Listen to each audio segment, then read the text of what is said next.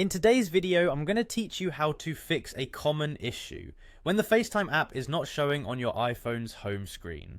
This can be particularly frustrating, especially if you've recently updated to iOS 18 and have trouble locating essential apps. But don't worry, we have several solutions that you can try to resolve this issue.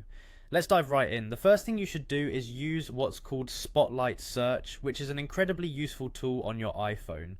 Simply swipe down on the home screen and type FaceTime in the search bar. If the app is hiding in some folder you didn't notice, this method will quickly reveal its location.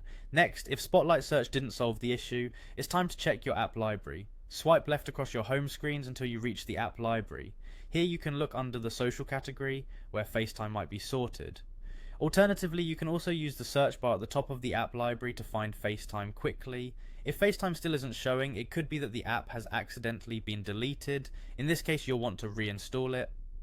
Head over to the App Store, type FaceTime into the search bar and tap the download icon to reinstall it onto your iPhone.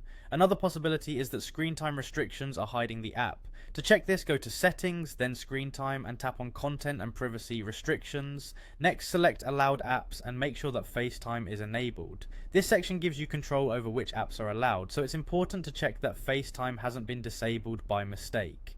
Resetting your home screen layout might also solve the problem. This method will not delete any apps, but will organize them in their default layout.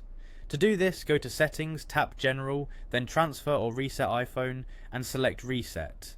Here you'll find the option to reset home screen layout, which you should select. Sometimes, updating your iOS can resolve issues like this. Check if you're on the latest version of iOS 18 by going to Settings, selecting General, and then Software Update. If there's an update available, proceed to install it, as these updates often contain fixes for common bugs and glitches, potentially including this very issue. Finally, if the FaceTime app is still missing, restarting your iPhone can be a simple yet effective solution. A reboot can often bring hidden apps back into clear view by refreshing your system's processes. These are the steps you can follow to bring your FaceTime app back to the forefront. Hopefully by the end of these instructions you'll have FaceTime back on your home screen, fully functional and ready to use. Thanks for watching, and we hope you found this guide useful.